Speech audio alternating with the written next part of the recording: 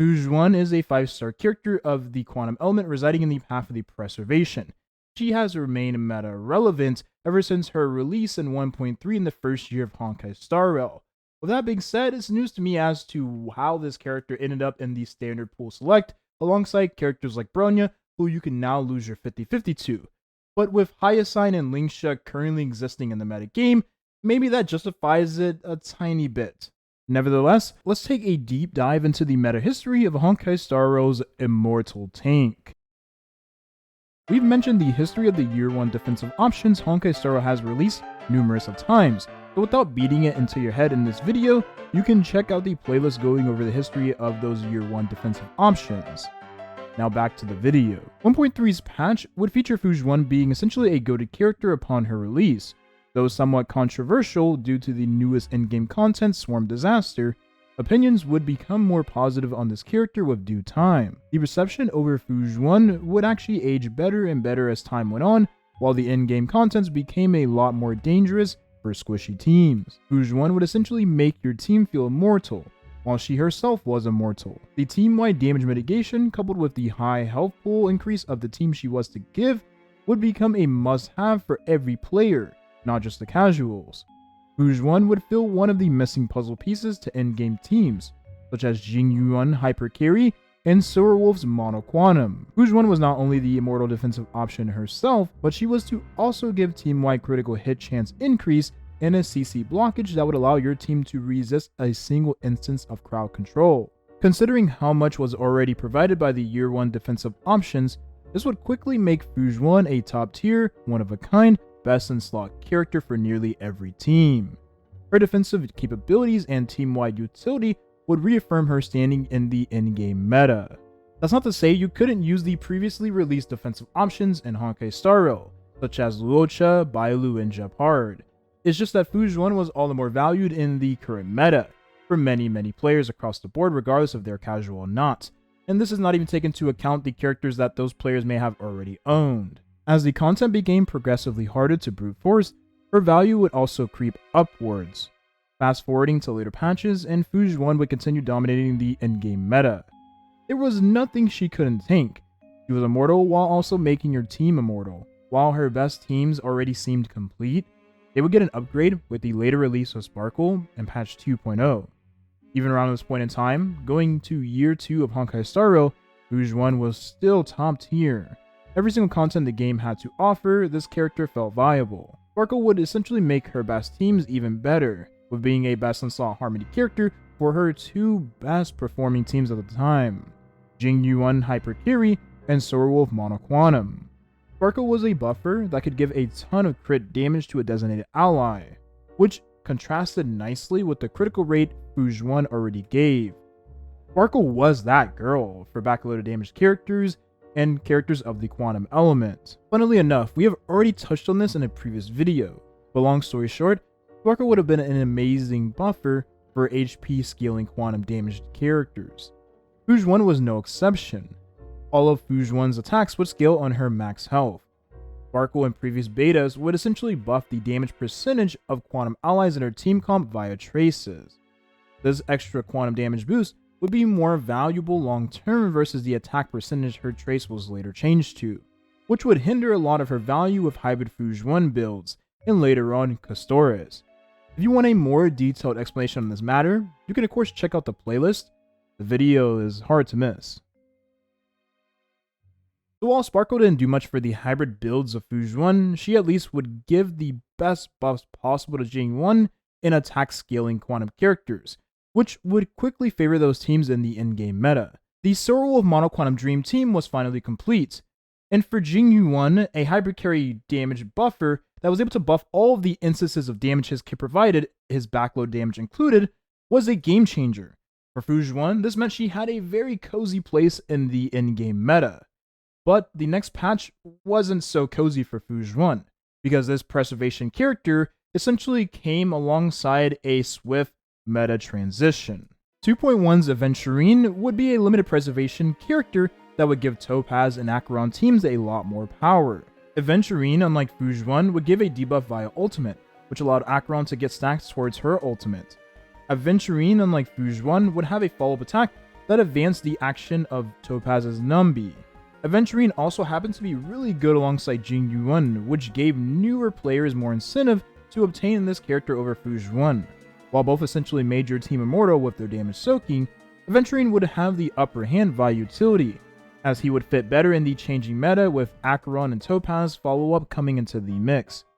To make matters worse for Fu Zhuan, Hoiverse would breathe life into a dead archetype, in this case Break Effect. Break Effect would have an updated playstyle designed for it via Super Break. This new playstyle would utilize a defensive option in the form of 4-star abundance, Gallagher. Later on, Lingsha would make that way of playing even better, but for the time being, Fu Zhuan provided nothing to this team, or other archetypes in the current meta. She was just another option you could use, but was no longer best. Her best teams were dying in terms of meta presence. Couple this with how easy the Super Break team was to formulate, and Fu Zhuan's usage would begin to drop lower and lower. I wouldn't even consider this power creep, but rather power redistribution in a sense, as other archetypes would begin to receive more teammates, and Fu Zhuan's Mono Quantum would get nothing at all. She would still make your team immortal, but that just wasn't necessary when the current endgame was about team damage, which she just wasn't able to provide to the current meta teams.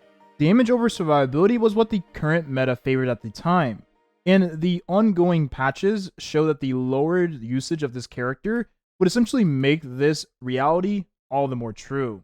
As Honkai Star would release more and more defensive options, Fu Zhuan's pool value would take more dips. The release of Lingsha would prove just how much of a meta shift the game had taken with her overtuned kit for the character's already meta teams. Lingsha would essentially give a ton of team damage for the Super Break teams, while also giving team-wide cleanses and heals. Since the meta favored damage over survivability, Lingsha would quickly become a fan favorite versus that of immortal Fu Zhuan. Even if the meta favored survivability over damage, Lingsha would still be a better choice than that of Fu Zhuan because of the current meta teams, and with the fact that she still sustains the team unlike no other defensive option at the time. Tons of heals, tons of cleanses, and tons of damage. She just couldn't be beat. This out-of-meta presence for Fu Zhuan would continue until the later release of Custoris. While Fu Zhuan was outclassed by every defensive option in the current meta, even a 4-star one at that, the stars definitely aligned for the scenario. Custoris was a Quantum Remembrance damage-dealing character. Custoris would essentially siphon the life of your team in exchange for charging her own ultimate, and having high maximum health would charge this ultimate faster via siphon. Healing would also give ultimate charge to Custoris, which would give Fu Zhuan one more chance to redeem herself in the current 3.2 meta, and I'll explain why. Fu Zhuan gave a team-wide health boost, which gave a HP scaling damage dealer like Custoris more damage, while also allowing Custoris to siphon even more health from the team. Fu Zhuan also gave a critical rate boost, which worked especially well with Tribi and of course Custoris depending on your level of relic investment. Fu Zhuan would lastly have 2 sources of healing that would charge the ultimate of Custoris, such as the team-wide, even though small, heal of Fu Zhuan's ultimate. The last instance of healing that was provided by Fu Zhuan was the passive talent proc of Fu Zhuan herself that would give a self-heal whenever her health would reach below 50% of her max health. There would also be an extra way, while being a tad bit more pay to win, in the form of Fu Zhuan's signature light cone. This light cone would give team-wide healing whenever a new wave was to start during a battle, which would give a ton of ultimate charge to Custoris. This alone was to make Fu Zhuan a very underrated character used alongside Custoris, but it really did require the Fu Zhuan to have a ton of investment to keep up with the life siphoning of Custoris. However, during the same 3.2 patch, Fu Zhuan was also able to utilize both planar sets introduced for Custoris and Hyacinth respectively. Either set would give Fu Zhuan more survivability and a nice boost to our overall performance in the Custoris team. I personally use Custoris signature planner on Fu Zhuan for a hypercarry damage dealing build, and it feels pretty great, while also being able to keep the maximum health high for Custoris to be able to siphon health from. So while Fu Zhuan didn't have any real changes to her Mono Quantum team, it didn't matter as she had a place in the current meta team as an underdog. While not being the first option in other teams, she still retained her value as the immortal tank she always was. So for a short time period, get a presence in the 3.2 meta And while I mentioned Custoris being the best thing for the in-game usage of lower tier characters, all that as well ends exactly well, or not really. Hyacinth is stated to release in the first half of patch 3.3. Hyacinth is for Custoris teams is what Lingsha was for Super Break teams back in the day, so you can essentially guess what will happen next. No other defensive option will compare to the sheer strength of this powerhouse for Custoris' team. Hyacinth, like Xuan, also boosts the max health of the team, but on a way higher amount, while boosting her own healing, and own overall damage being dished out. Like Lingsha, Hyacinth heals a ton, deals a ton, and cleanses a ton. Xuan just cannot compare to the sheer capabilities of this powerhouse, and it makes all the more sense as to why this immortal tank would be added to the standard pool of characters you can lose your 50-50 to. I will personally say that Xuan becomes even better with Eidolons in terms of not only utility provided to the team, but also her own personal damage at the 6th Eidolon. Considering she scales off of maximum health to dish out damage, Hyacinth could end up being a solid buffer for a hybrid Xuan, and wind up being a good teammate alongside Hyacinth for Custoris teams. We'll just have to wait and see. The health stacking of both characters will be definitely interesting, that's for sure. So while Xuan used to be a top tier defensive option back in her heyday in Honkai Star Rail, she has at least consistently held her own in the later metas, despite never being a first pick choice for those meta teams anymore. She is the immortal tank she has always been. Now, I am curious as to why this character does share the standard banner pool with a character like Welt, for instance, when Welt is pretty much an inferior version of any Harmony character in the game. I also am interested to see how this character fares out with the release of Hyacinth. I think having Hyacinth in a team alongside Tribi and Custoris should be pretty interesting. You have two HP buffing characters that also deal a decent amount of damage, so a hybrid damage Xuan with Hyacinth should be pretty interesting to say the least. And you also buff the HP of Tribi by a ton, and you also give a ton of ult charge to Custoris because she drains a lot of HP from these high HP scaling characters. But we'll figure this out when she does release, of course. Thank you for watching, and have a nice rest of your day.